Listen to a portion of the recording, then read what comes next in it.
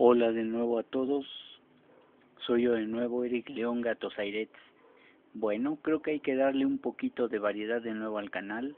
Vamos a seguir con lo que son las historias fantasmagóricas. Vamos a contarles algunas. Como pueden ver ahorita, el video es un poquito más como que gris, como que más azul, como que un poquito más bueno, un poquito más tétrico. Así es como se ve la sombra felina nocturna en realidad. Está frente a su casita y pues vamos a ver qué más nos dice ahora. Bueno, los dejo con la sombra felina nocturna. Buenas noches. Hola, ¿cómo les va?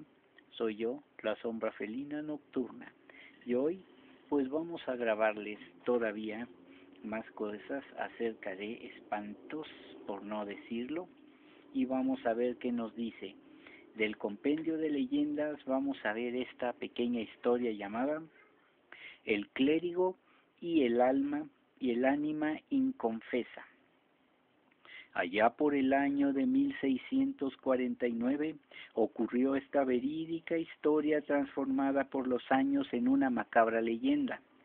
Por el rumbo de los llanos en la parcialidad de Santiago Tlatelolco, cruzando el puente de Texontlali, en una casa muy elegante, vivía el religioso don Juan de Nava, que tenía a su cuidado una sobrina muy bella llamada doña Margarita de Jauregui, la cual conoció en una fiesta de sociedad un caballero portugués de muy buena presencia y malas maneras llamado don Duarte de Sarraza, quien la enamoró fácilmente. El cura le prohibió terminantemente aquel amorío, pues conocía la fama de mujeriego del portugués, pero sus reclamos fueron ignorados y los enamorados se veían en secreto. 2 veces el religioso don Juan de Nava habló con Duarte con tono violento, prohibiéndole que se acercara tan solo a su casa o al puente, pero en contestación recibió una fuerte blasfemia, burlas, y tanto se opuso el sacerdote a estos amores y tantas veces reprendió a la sobrina y a Sarraza, que éste decidió quitar del medio al clérigo, porque según dijo, nadie podía oponerse a sus deseos. El perverso portugués decidió matar al clérigo el 3 de abril. Ya caída la tarde, lo vio venir por el puente y se acercó. No se sabe qué rayos discutieron, pero de pronto Duarte de Sarraza sacó un puñal con su escudo grabado y lo clavó de un golpe furioso en el cráneo del cura. El fray de Nava cayó herido de muerte y el portugués lo arrastró unos cuantos pasos y lo arrojó a las aguas lodosas debajo del puente. Acto seguido, el culpable se ocultó para después huir a Veracruz, en donde permaneció cerca de un año. Pasado ese tiempo, el portugués regresó. Decidió ir a ver a Margarita para pedirle que huyera con él, ya que estaba muerto el cura su tío. Esperó la noche y se encaminó hacia el puente, pero no pudo pasarlo. De hecho, jamás llegó a cruzarlo vivo. Lo descubrieron muerto, horriblemente desfigurado, el rostro por una mueca de espanto. Como espanto sufrieron los descubridores, ya que don Duarte de Sarraza yacía estrangulado por un horrible esqueleto cubierto por una sotana hecha jirones, manchada de lodo y agua pestilente. Las manos descarnadas de aquel muerto estaban pegadas al cuello de Sarraza, mientras brillaba a los primeros rayos del sol de la mañana la hoja de un puñal que estaba clavada en su cráneo. Bueno, pues esta es una pequeña historia que yo les he contado. Vamos a ver qué otra historia les cuento. Vamos a hablar ahora de hombres, de leyendas, de casos reales de vampiros y hombres lobo. Vamos a ver qué nos cuenta en esta ocasión. ¿Sí? El triste caso de Peter Korten. Peter Korten nació el 26 de mayo de 1883 en Mulheim, Alemania. Su padre era alcohólico y le solía dar tremendas palizas a cualquiera de sus 13 hijos, además de violar a su esposa delante de los niños.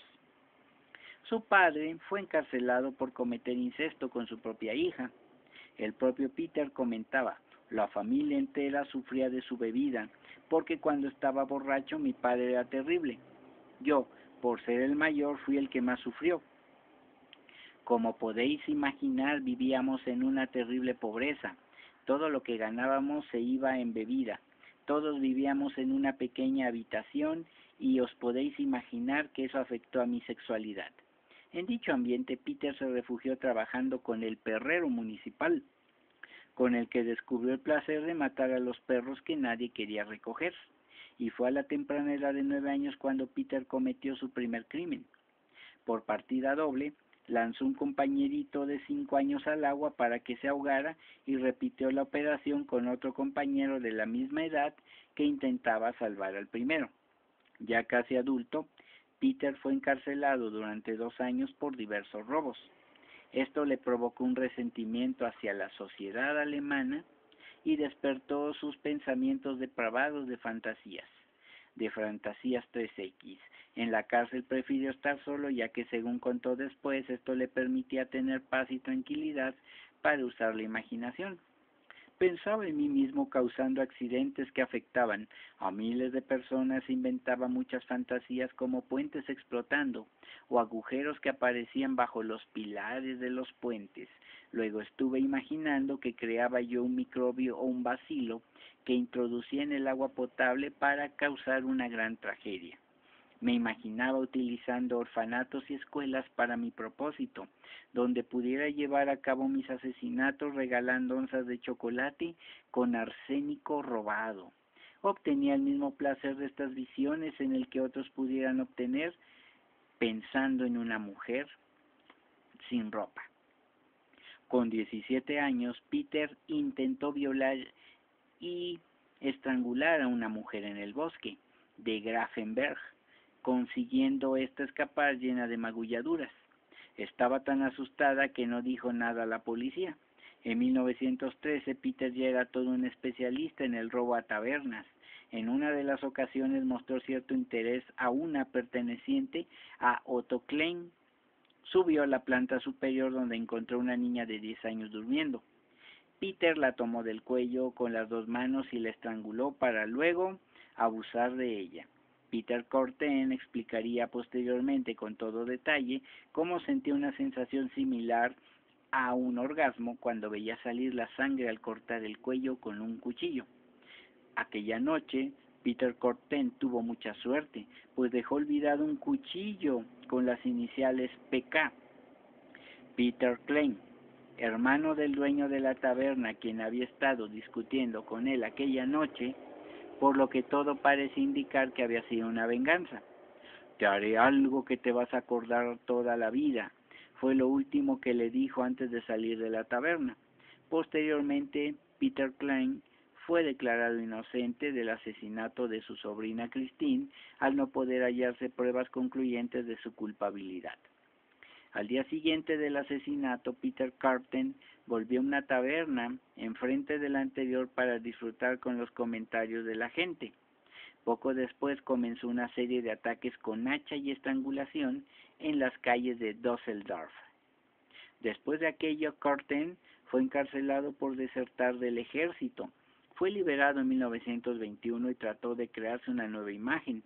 Se juntó con una floristería y se convirtió en un respetado sindicalista. En 1925 se casó con una persona de la vida galante con la que se fue a vivir a un apartamento en el centro de Düsseldorf. Su regreso a este sitio volvió a despertar su instinto asesino. La puesta del sol era rojiza, sangrienta a mi regreso, interpretando esto como una profecía de su destino. 4 años de pequeños crímenes serían los que pasarían hasta que Peter Carten volviese a actuar de manera brutal. Claro, nunca se le olvida a un perro o a un lobo su naturaleza, ¿verdad? El 3 de febrero de 1929, Peter le clavó unas tijeras a una mujer de nombre Kong con la que se había cruzado. Sin haberla llegado a matar, Peter huyó del lugar. 5 días después apuñaló a una niña de 8 años, le echó petróleo e intentó prenderle fuego. Peter descubrió el placer al regresar a la escena del crimen y confesó que este tipo de hechos ocasionalmente le provocaban placer erótico. Otros 5 días después asesinó a un mecánico cuyo nombre era Sher, propinándole repetidas puñaladas. Al día siguiente, Peter pasó por allí y entabló una entretenida charla con un policía sobre el asesinato. En otra de las ocasiones la suerte le sonrió a Peter, ya que la policía arrestó al señor Stauberg por perseguir a 2 mujeres con una soga. El individuo en cuestión se confesó responsable de todos los crímenes hasta la fecha, pero a principios de agosto 2 mujeres y un hombre fueron apuñalados por la espalda por alguien que antes de hacerlo les dijo buenas tardes. Este suceso puso nuevamente en alerta a la policía sobre la posibilidad del error en la detención. El 29 de agosto aprovechó la celebración de la feria de Fleje para cometer nuevos y brutales crímenes. Carten perdió totalmente el control de sus impulsos sádicos. El 29 de septiembre abusó a otra muchacha de 31 años, Ida Reuter, y la mató a martillazos en un bosque a las afueras de Düsseldorf. El mismo destino sufriría Elizabeth Dorrier, una muchacha medio gitana, el 12 de octubre del mismo año. Düsseldorf se encontraba en una situación de pánico intolerable, extremo, solo comparable al que causó Jack el Destripador en Londres en el siglo pasado, el siglo XIX. El 7 de noviembre desapareció Gertrude Alberman, una niña de 5 años. 2 días después, un periódico local recibió una carta con un mapa indicando dónde encontrarla. La niña apareció en dicho lugar estrangulada y apuñalada unas 35 veces. En 1930 proseguían los ataques con martillo y estrangulaciones, haciendo que toda una ciudad se sintiese impotente a la hora de detener a ese asesino. Sin embargo, la increíble suerte que le había acompañado hasta entonces pareció volverse en su contra.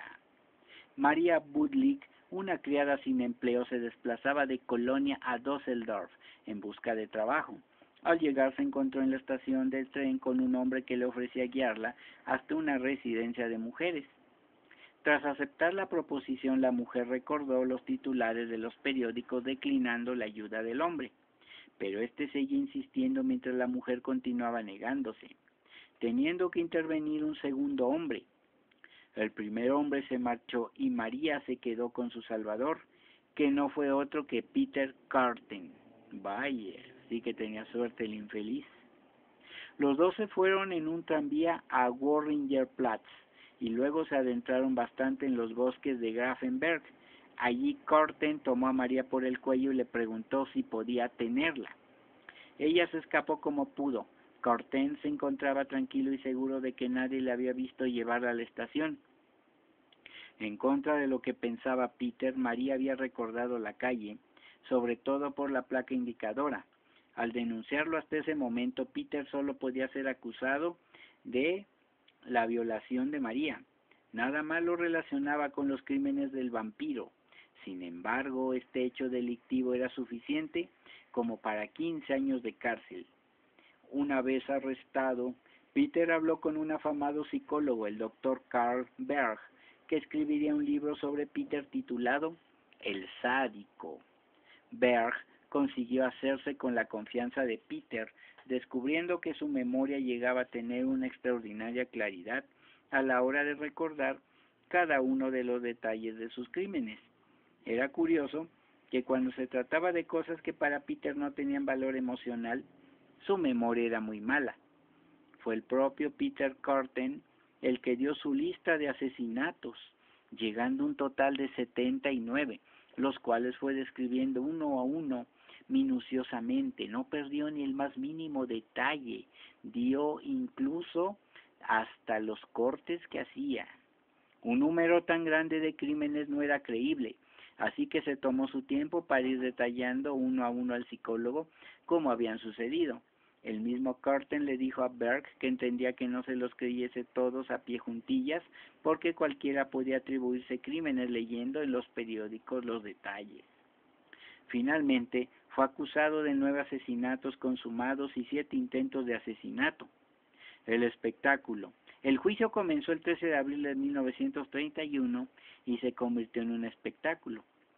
Peter estaba encerrado en una jaula que le llegaba hasta los hombros.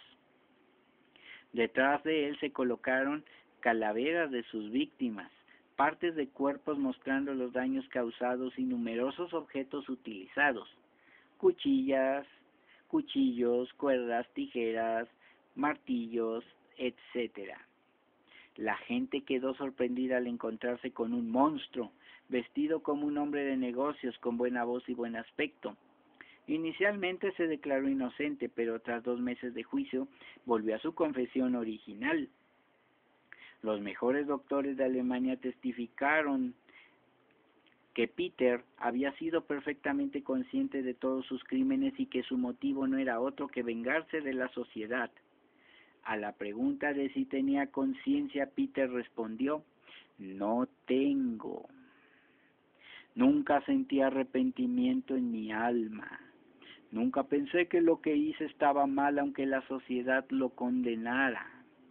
Mi sangre y la de mis víctimas estarán en la cabeza de mis torturadores. Peter describió con un detalle asombroso cada uno de sus crímenes. El jurado se tomó solamente 1 hora y media para declararlo culpable de todos los cargos, condenándolo a muerte 9 veces. Corten fue guillotinado el día 2 de julio de 1931 en la prisión de Klingelputz. Antes de morir, le dijo al psiquiatra de la prisión: dime, doctor, una vez que me corten la cabeza, ¿seré capaz de oír al menos por un momento el sonido de mi propia sangre saliendo de mi cuello? Este sería el placer para acabar con todos los placeres. ¿Qué les pareció? Así es como narran esta historia de vampiros y hombres lobo. Pero vamos a narrar la última historia de esta noche, llamada El monje misterioso. Esta es una leyenda de la Inquisición y vamos a ver qué cosa es lo que esta aquí nos dice. No me mueve mi Dios. Leía en voz baja Luis de Ventura, un monje manco, apodado por ello el 3/4, cuando el bibliotecario y su asistente lo interrumpieron. ¿Dónde hallaste este manuscrito?, dijo el primero, un anciano de gran calva, por lo que se decía entre los miembros de la Orden de San Camilo u Orden de los Ministros de los Enfermos, que ya contaba con tonsura natural y permanente. Entiéndanse, estaba calvo, pues ya se los había dicho. Por este poema condenaron a Soria, intervino el asistente, un lego de mal aspecto y algo de joroba. Al oír esto le tembló la mano al hombre que leía la creación de Marras oculto entre los estantes de la Biblioteca Mayor del recinto camilense de la Ciudad de México. Entonces quiso dejar el opúsculo en su sitio, es decir, entre las hojas amarillentas de un libro en cuya portadilla se leía: somos religiosos sacerdotes y religiosos laicos, quienes tenemos como fin el servicio completo al enfermo en la globalidad de su ser. Pero la hojita manuscrita cayó de su siniestra y la recogió el anciano. Déjame que le vea. Apenas despegando los labios, el viejo bibliotecario leyó: soneto a Cristo crucificado.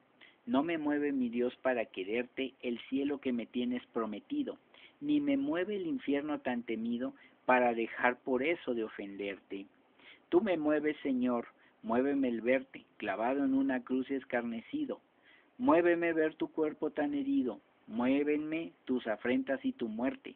Muéveme en fin tu amor, y en tal manera que aunque no hubiera cielo yo te amara, y aunque no hubiera infierno te temiera. No me tienes que dar porque te quiera, pues aunque cuanto espero no esperara, lo mismo que te quiero te quisiera. El lego se había tapado los oídos. Calle, que solo escuchar ese soneto puede ser causa de cárcel y castigo. En realidad que es bello, decía el monje mayor ocultándolo en su sitio y volviendo el libro al estante. ¿Por qué romperlo si es tan peligrosa su posesión? ¿Por qué no romperlo si es tan peligrosa su posesión?, preguntó el 3/4. No, negó el otro monje metiendo las manos en las mangas y alejándose de ahí. Llegará el tiempo en que pueda circular sin peligro tan bello poema. si no mal recuerdo, creo que era de Santa Teresa de Jesús o algo así por el estilo. Bueno, no me hagan caso, luego lo busco bien. Dice, pero ¿a dónde radica el mal de estos hermosos versos? Pues si será necio este torpe, por no decir en mexicano actual, ¿verdad? ¿Cómo serás güey? Bueno, dijo el asistente sacando una botella de un gabinete oculto tras una pila de libros y sirviéndose una generosa porción en un vaso llamado en aquel entonces alcazarra. No, pues sí, ya vamos entendiendo, ¿verdad?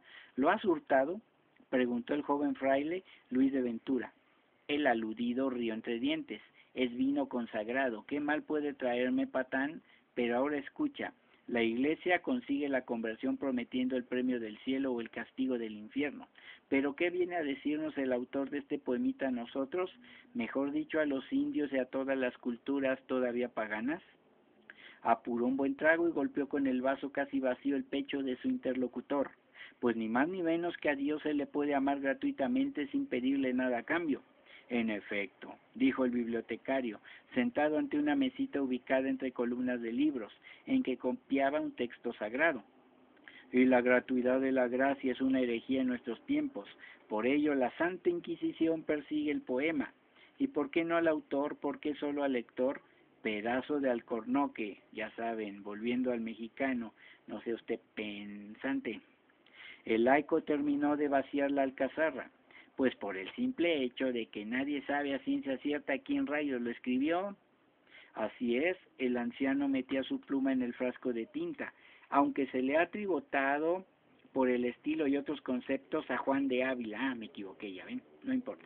Por ejemplo, en sus meditaciones devotísimas del amor de Dios escribió, el que dice que te ama y guarda los 10 mandamientos de tu ley solamente, o más porque le des la gloria, téngase por despedido de ella. Por cierto, de Ávila estuvo encarcelado de 1531 a 1533, luego de ser procesado por la Inquisición sevillana. Se comprobó entonces que él había escrito estos versos sacrílegos y dale con este necio, bueno, ya saben lo que iba a decir, ¿no? Espetó el hombre de la joroba, buscando de nuevo la botella, pero si pa' chupamirtos, bueno.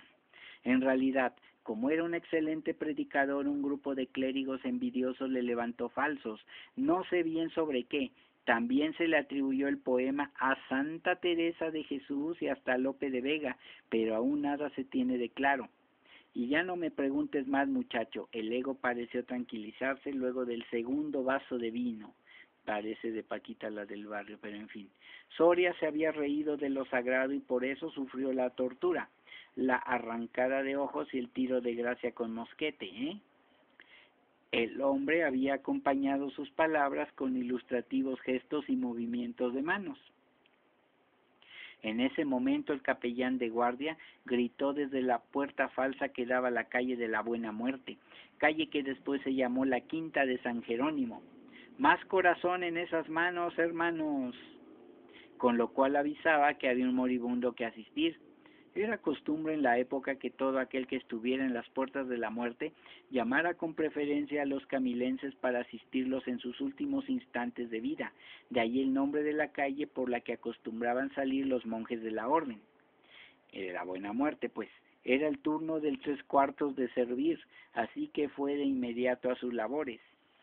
Cuando volvía por la calle de San Camilo, luego de ayudar a una dama de la alta sociedad a bien morir, mientras no le haya apretado el cogote, pues todo está bien, ¿verdad? El monje manco se halló rodeado de algunos corchetes al servicio de la Inquisición, no pues cómo iba a estrangularla si nomás tenía una mano, ¿verdad? Qué idiota, pero bueno. Dese usted preso, fray Luis de Ventura. Dios santo, pensó el monje, el soneto es por el poema del Cristo crucificado que me llevan. Durante la marcha a pie a las cárceles del Santo Oficio, custodiado por hombres a caballo y a pie, cual si fuera un delincuente peligroso, el hombre manco, cuya mansedumbre y amor a Dios habían quedado demostrados desde que recibió la tonsura, lloraba y se afligía, preguntándose quién lo había denunciado a la Inquisición. ¿Acaso el bibliotecario que le tendría alguna envidia? Pero, ¿qué podía envidiarle a él que día a día se esforzaba por practicar la humildad? ¿Habría sido el ego? De ningún modo. El hombre era blantín y de mal genio, pero de ningún modo era un miserable traidor. Y él no podía ser un miserable acusándolos, ni con el pensamiento debía hacerlo. Tal vez alguien más los había escuchado oculto entre los estantes de libros.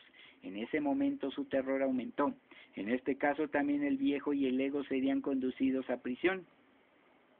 Pero se halló solo, sin conocido alguno ni visitas de sus compañeros monjes. Tal vez, no, no debía hacer conjeturas sobre la dignidad de quienes creía sus amigos. Pero sí, tal vez los otros que intervinieron en la peligrosa plática se habían salvado acusándolo a él de las peores herejías. En realidad, cuando el anciano monje y su asistente lo habían abordado en la biblioteca, Fray Luis de Ventura realizaba la tercera lectura del soneto tratando de memorizarlo por bello y profundo. Y lo había conseguido del todo gracias a su mente prodigiosa, de modo que ahora en un murmullo se lo recitaba a sí mismo para aliviar su alma. Ante el tribunal del Santo Oficio en su descargo dijo casi por completo las palabras de Juan de Ávila que le mencionara el viejo monje. El que dice que ama a Dios y guarda los mandamientos solo para obtener la gloria, en realidad es un falsario, puesto que entonces no ama de corazón, sino que busca un trueque, dijo elevando los brazos. Pero eso es de la zeta Juan de Ávila, dijo un juez a otro, respondió aquel. Ese quien tuvo problemas con los inquisidores, le recuerdo a vuestra excelencia. Y además de herejes manco, se quejó el inquisidor de más allá. El 3/4 fue condenado a muerte, mas no con ello se puso fin a su amante labor de asistencia a enfermos y agonizantes, pues algunos hombres y mujeres postrados en cama por sus males, juraban y perjuraban que un monje, con solo la mano derecha, se aparecía misteriosamente en sus habitaciones sin que se hubiese abierto puerta alguna, y les administraba auxilios y les guiaba para que encomendaran sus almas al Señor. Invariablemente, después de rezar con los enfermos y de curar sus heridas, así como luego de aliviar otras dolencias con infusiones de flores, con un olorcillo celestial, decía unos versos hermosos, pero para no meterse en problemas los testigos afirmaban no poder recordar a las claras que se decía en ellos. Pues claro, no eran tarugos, ¿verdad? Solo un encumbrado caballero que sufría de gota en estado severo se atrevió a decir, con riesgo de ir a la cárcel, unas palabras de los versos, tan fielmente como si su mala memoria se lo permitía. El buen hombre, antes de atravesar la pared, iba diciendo, no me mueve, oh Señor, para quererte, el cielo ni el averno, muéveme tú. Y ahí se acaba. Y esta es la historia de aquel monje raro. ¿Cómo ven? ¿Les narro otra historia o se las dejo para otro día? ¿Eh? Ah, ¿verdad? Sí les gustan, ¿verdad? Bueno, les voy a narrar la última, la cuarta. Se llama, y es también de la Inquisición, se llama El regreso de la quemada viva. Vamos a ver. Santiago Ricarte era un caballero que había participado por el proceso contra la anciana Jacinta Aguirre por hechicería. No durmió nada bien la noche en que la quemaron viva.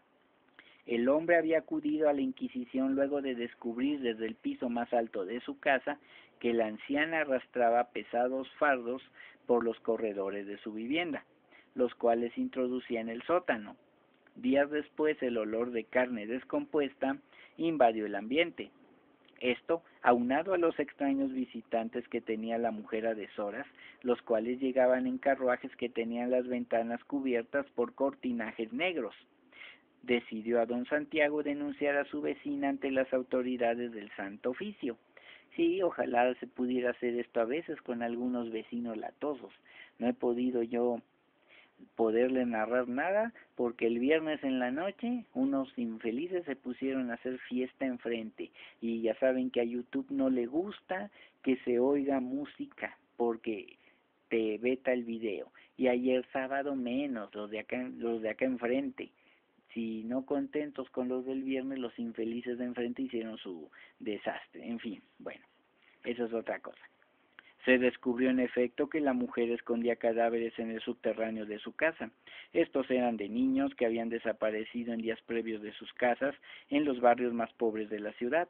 La mujer, luego de ser sometida a crueles tormentos, confesó que había comido las entrañas de las criaturitas en extraños ritos a la muerte. En ese tiempo no se le llamaba Santa Muerte, era nada más la muerte, no se le conocía así. Pero de sus cómplices nada dijo. Confiesa, hechicera, ¿quién te ayudaba a robar a los niños? ¿Quién a mantenerlos ocultos? ¿Quién a matarlos? ¿Quién más se los comía junto contigo? La mujer, con una sonrisa malévola y mirando solo al piso, contestó de modo cínico solo la última pregunta. Nadie, solo la muerte. Y lanzó una risa sardónica que hizo estremecer las paredes de la sala del Santo Oficio. Que se le queme viva, fue la sentencia. Luego de verla arder, don Santiago fue directo a su casa. Siendo de naturaleza nerviosa, se sentía terriblemente fatigado luego de seguir de cerca este proceso. Se acostó temprano, pero no pudo dormir. Después de estar en la oscuridad dando vueltas en la cama, decidió bajar a beber algo que le calmara los nervios. En cuanto encendió una vela, creyó ver parar en una esquina de su cuarto a la vieja bruja, y del susto estuvo a punto de dejar caer la vela sobre la cama. Ay, mira. Salió de su habitación decidido a no volver a ella. Acomodaría algunas mantas en la sala y dormiría ahí. Cuando bajaba las escaleras sintió que alguien oprimía fuertemente su hombro derecho, como recargándose en él. Aterrado, no quiso voltear y bajó tan rápido como sus temblorosas y débiles piernas se lo permitieron. Entró en la cocina, pero no atinó a servirse nada. Todo se le caía de las manos. Entonces decidió buscar las llaves y salir de ahí. ¡Qué bruto he sido!, se dijo. ¿Cómo pretendía descansar al lado de una casa como aquella, en que han sido martirizadas y asesinadas criaturitas del Señor? Muy desalentado, se dejó caer en una silla al recordar que las llaves las había dejado en su habitación, y por nada del mundo pensaba volver arriba. Unos segundos estuvo pensando en cómo salir de ahí. De súbito un fuerte ruido en el recibidor lo hizo ponerse de pie de un salto. Buscó un pesado tizón que por casualidad había dejado abandonado la servidumbre junto a la estufa. ¿Habrán entrado ladrones? ¿O será ella? Decidido, salió de ahí cargando en su mano el palo y en la otra la vela. Al ver su espada colgada en la pared, la tomó sin pensar. Una sombra se lanzó contra él y lo único que acertó a hacer fue cruzar los brazos para protegerse. Un viento helado entró hasta sus huesos y lo entumió por segundos. El hombre, asustado pero también irritado porque se le atacara en su propia casa, gritó: «No le tengo miedo ni a la misma muerte, así que déjame en paz». En ese justo momento un raro fulgor lo hizo voltear hacia el techo. Flotando junto al candil vio el espectro de un ser descarnado, en cuyo rostro descubrió la mirada de la anciana cargada de rencor. El hombre no lo pensó más, dejando caer la vela. Se lanzó contra la ventana más próxima para hacerla pedazos con la espada y escapar de ahí. En cuestión de minutos se hallaba corriendo despavorido por las calles. Todo se hallaba a oscuras y silencioso, puesto que eran las 3 de la madrugada. Miren pues la hora de los espantos. Pero de pronto frente a él surgió un carruaje que parecía estar decidido a embestirlo. ¡Pare, pare!, gritó, pero el conductor no parecía hacer caso alguno. Así que cuando pudo, don Santiago se pegó al muro y así pudo librarse del fatal encuentro. Descubrió entonces que estaba frente a la casa de don Rodrigo Sánchez, muy amigo suyo, y decidió despertarlo. «Bendito sea el cielo», musitó en cuanto vio encenderse una vela. A poco y al calor de la chimenea, don Santiago se hallaba refiriendo a su anfitrión los extraños sucesos de esta noche, si bien ocultando el miedo que había experimentado, puesto que don Rodrigo era un caballero famoso por su valor, el cual había demostrado fehacientemente tanto en los torneos como en cualquier pleito en que estuvieran en peligro sus amigos. Tras mucho charlar sobre otros temas, en cuanto el anfitrión vio que don Santiago se hallaba más tranquilo, lo invitó a acomodarse en una de sus habitaciones. De ningún modo se negó el aludido y pensó: Maldita sea, con tantos amigos como tengo en esta ciudad tenía que venir a dar a la casa de este fanfarrón. Se reiría de mí si me quedara refugiado en su casa esta noche por temor a las brujas. De ningún modo, repitió. Estas visiones no son más que el producto de una mente insomne, así que volveré a mi hogar, y a muchas molestias le he causado a usted. Don Rodrigo no pudo evitar que surgiera en su rostro una sonrisa malintencionada, mas se sobrepuso al gesto de burla y dijo, me alegra verlo más animado.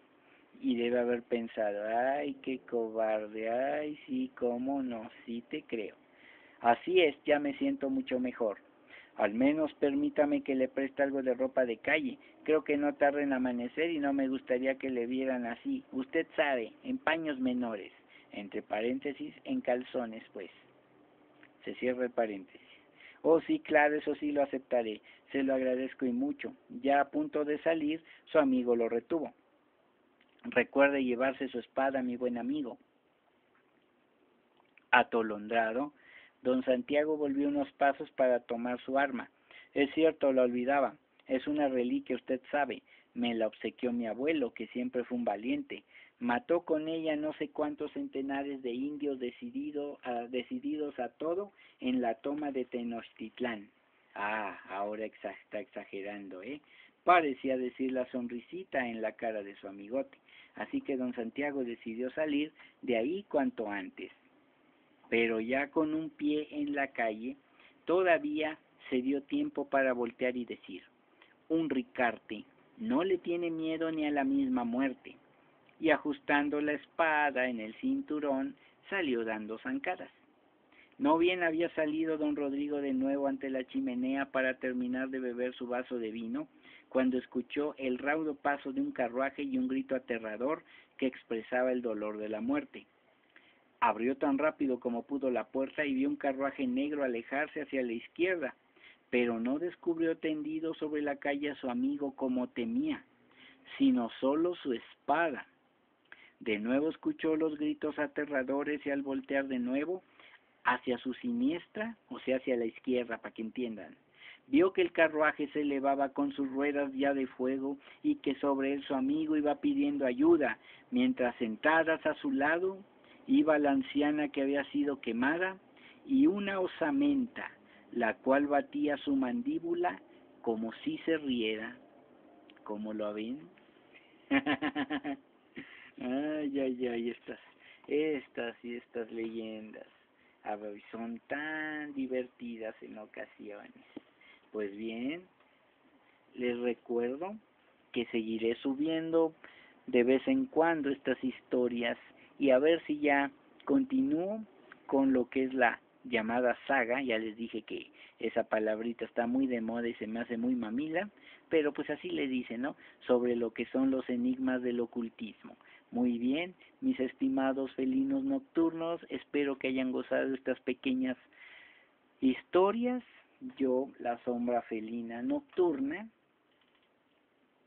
me despido de ustedes. Que estén bien, hasta luego y sueñen con los angelitos negros, pero pues sueñen con ellos. Adiós.